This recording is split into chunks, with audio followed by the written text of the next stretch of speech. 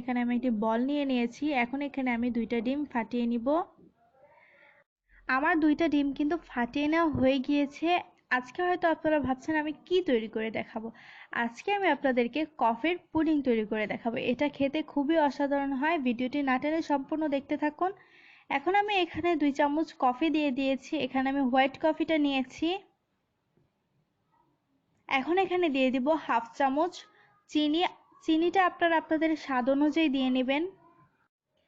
ডিমের মধ্যে কফি এবং চিনিটা দেওয়া হয়ে গেলে 2টা উপকরণকে খুব ভালো করে মিক্স করে নিতে হবে।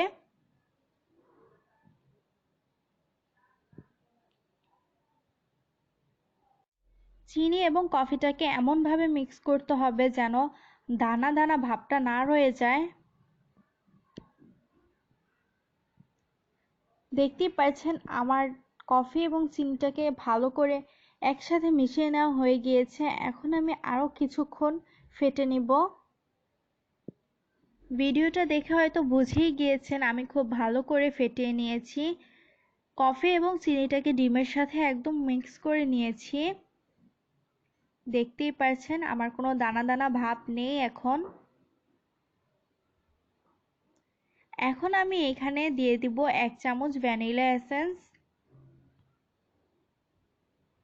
ভ্যানিলা এসেন্সটা দিলে ডিমের গন্ধটা আর থাকবে না। এখন এখানে আমি দিয়ে দিব দুধ।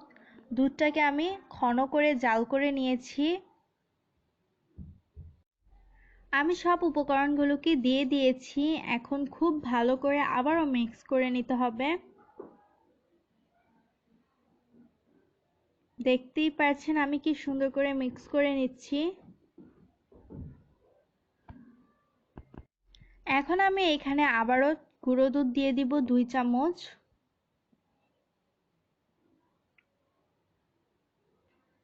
গুঁড়ো দুধ দেওয়া হয়ে গেলে আবারও মিক্স করে নিতে হবে।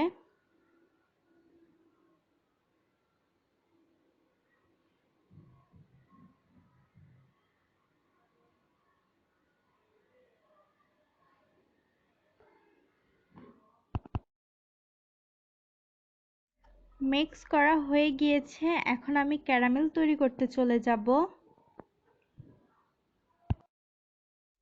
এখানে আমি একটি হাঁড়ি বসিয়ে দিয়েছি। এখন আমি এখানে 2 চামচ চিনি দিয়ে দিব।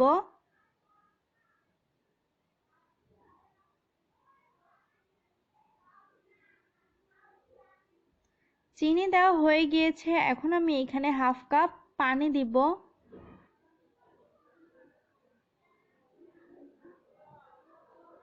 পানিও দেওয়া হয়ে গিয়েছে। এখন চিনি আর পানিটাকে ফুটে আসা পর্যন্ত অপেক্ষা করব। আমার চিনি এবং পানি কিন্তু ফুটে এসে গেছে, দেখতেই পাচ্ছেন। এখন আমি কালার হওয়া পর্যন্ত অপেক্ষা করব।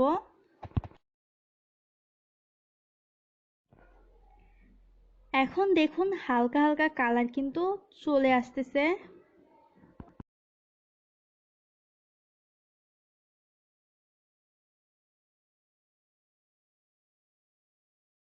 এই পর্যায়ে কিন্তু কালারটা আরো ঘন হয়ে গিয়েছে, দেখতেই পাচ্ছেন।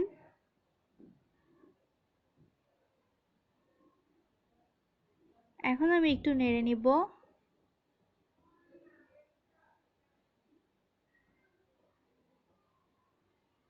চারপাশ আমি একটু নেড়ে নিয়েছি। এই পর্যায়ে আমি চুলাটাকে বন্ধ করে দিব। চুলাটা আমি বন্ধ করে দিয়েছি। এখন আমি এটা সেট হওয়া পর্যন্ত অপেক্ষা করব।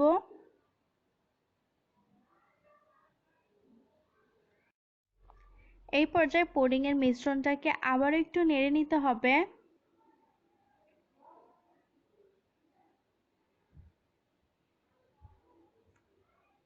আমার নেড়ে নেওয়া হয়ে গিয়েছে। এখন আমি ক্যারামেলের মধ্যে ঢেলে দিব।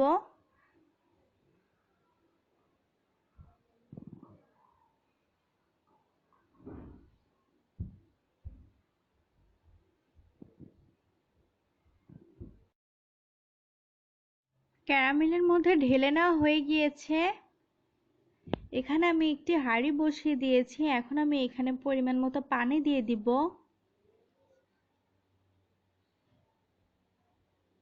এখন এখানে একটি স্ট্যান্ড দিয়ে দিব।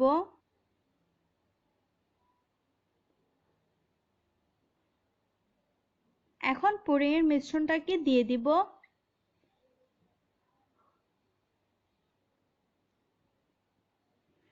পুডিংয়ের মিশ্রণটাকে আমি ঢেকে দিয়েছি।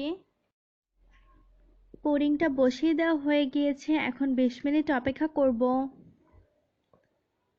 20 মিনিট পর আমার পুডিংটা কিন্তু হয়ে গিয়েছে, দেখতেই পাচ্ছেন।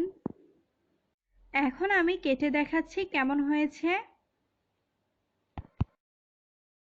কফি পুডিং কিন্তু একদম তৈরি হয়ে গিয়েছে, দেখতেই পাচ্ছেন। কোনো একটা মিস্টেকের কারণে আমি আপনাদেরকে পুডিংয়ের ফুল পিকটা দেখাতে পারিনি, যার ফলে আমাকে কেটে দেখাতে হচ্ছে। কফি পুডিংটা কিন্তু খেতে খুবই অসাধারণ হয়। বাসায় অবশ্যই একবার ট্রাই করে দেখবেন। ট্রাই করে থাকলে আমাকে কমেন্ট করতে ভুলবেন না। আমার ভিডিওটি ভালো লাগে থাকলে অবশ্যই ভিডিওতে একটি লাইক দিয়ে দিবেন। কমেন্ট করে জানাবেন পরবর্তীতে কী ধরনের রেসিপি চান। আজকে এই পর্যন্তই, দেখা হবে অন্য কোনো রেসিপি নিয়ে। সেই পর্যন্ত ভালো থাকবেন, সুস্থ থাকবেন। আল্লাহ হাফেজ।